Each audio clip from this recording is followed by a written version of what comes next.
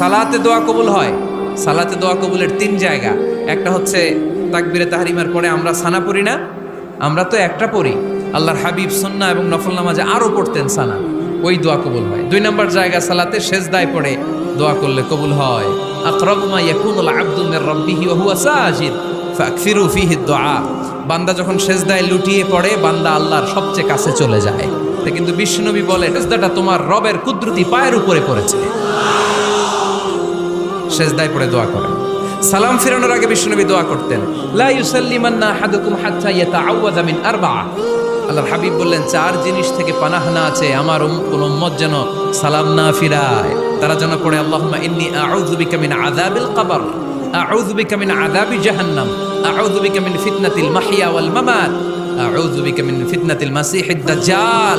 আল্লাহ কবরের আযাব থেকে বাঁচাও, আল্লাহ জাহান্নামের আগুন থেকে বাঁচাও, আল্লাহ জীবন